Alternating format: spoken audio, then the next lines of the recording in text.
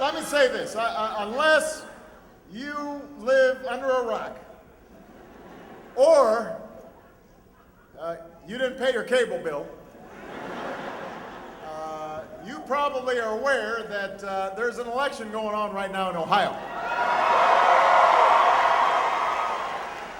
You know, I was telling a story about my campaign manager was visiting with a young couple. They had this beautiful young son, 4 years old. His name was Sammy. And there was a picture of me on the wall or something, and they were all excited. They said, "Sammy, who's that?" And Sammy says, "That's Barack Obama." And they said, "Well, what does Barack Obama do?" And he thought about it for a minute, and Sammy says, "He approves this message."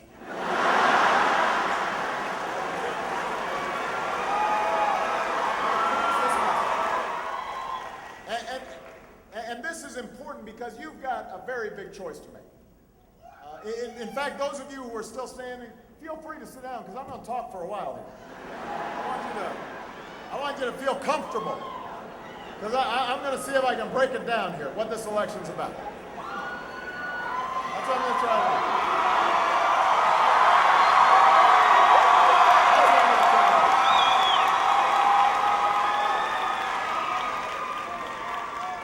This is not just a choice between two candidates or two political parties. This is a choice between two fundamentally different visions of our future. My opponent, he believes in top-down economics. He thinks that if we spend another $5 trillion on tax cuts that favor the wealthiest Americans, then jobs and prosperity will rain down from the sky. Everybody will be better off, we'll all live happily ever after. Now, wait, don't boo, vote.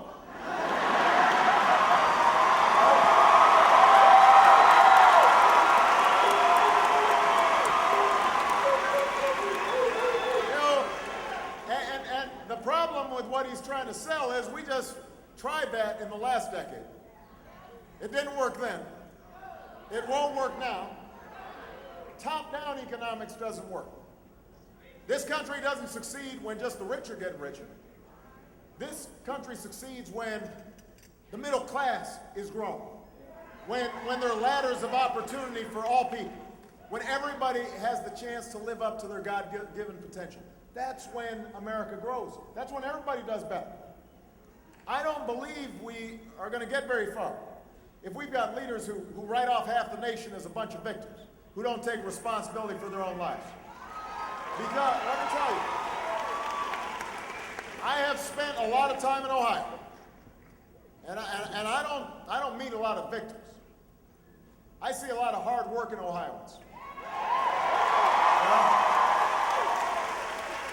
I see students who are trying to work their way through college. I see single moms like my mom putting in overtime to raise their kids right. I see senior citizens who've been saving their entire lives for retirement.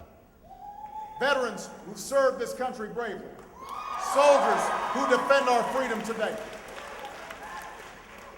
And we don't believe that anybody is entitled to success in this country. Everybody's got to work hard. We don't believe government should help people who aren't trying to help themselves. That's not the American way. But we do believe in something called opportunity.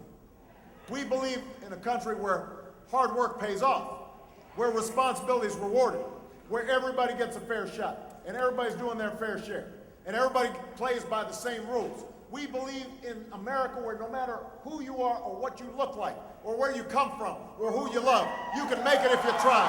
That's what I believe. That's why I'm running for a second term as President of the United States of America.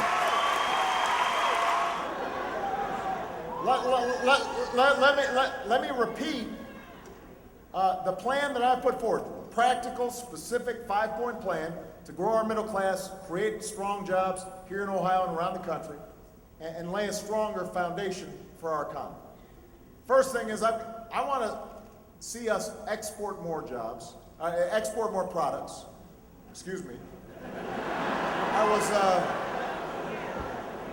I was channeling my opponent there for a second.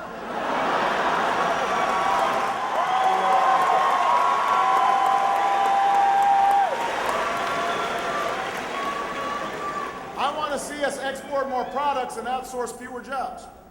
You know, my opponent several years ago said, let's let Detroit go bankrupt. And when he said that, he was talking about 1 in 8 Ohio jobs. Businesses in 82 out of 88 Ohio counties that count on the auto industry. And so we said, no, you know, this may be hard and it may not be popular, but we're going to bet on American workers. We're going to bet on American manufacturing. And you know what? Today, the American auto industry has come roaring back with nearly 250,000 new jobs.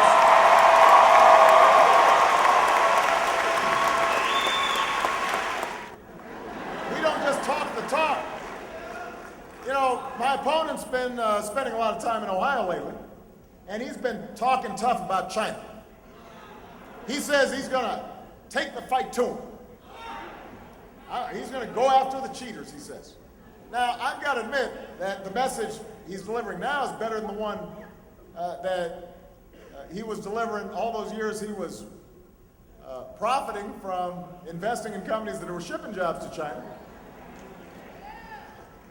When you hear his newfound outrage, when you see those ads he's running promising to get tough on China, you know, it's sort of like the fox standing up and saying, you know, we need to keep the chicken coops more secure.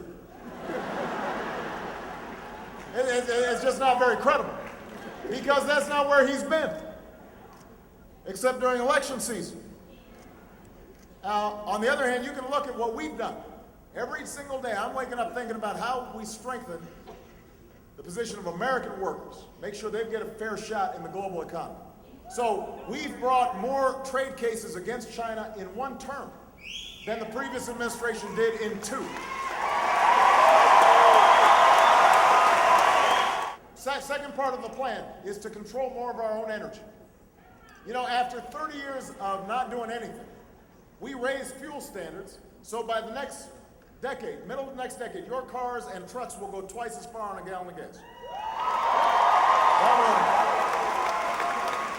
That will save you money, and it will help the environment, and it will help the economy. We've doubled the amount of renewable energy that we're generating from wind and solar. We've got thousands of Americans, including folks right here in Ohio, who are today building wind turbines and long-lasting batteries. Today, America is less dependent on foreign oil than in nearly 20 years. Think about that. So, now you've got a choice.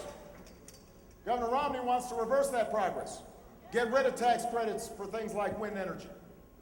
I've got a different view. Unlike my opponent, I'm not going to let oil companies write this country's energy plan.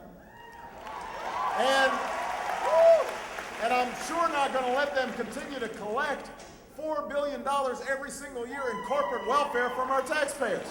They don't need it. They don't need it. They're making money every time you go to the pump. So let's take that $4 billion and let's invest it in wind and solar, clean coal technology. Let's help farmers and scientists harness the power of biofuels. Let's put construction workers back to work, retrofitting our buildings and our homes so they waste less energy. Let's go after a 100-year supply of natural gas that's right beneath our feet. We can create hundreds of thousands of new jobs and improve our economy, and we can cut in half our oil imports by 2020. That's the goal that I am setting. That's what we're fighting for. That's why I'm running for a second term.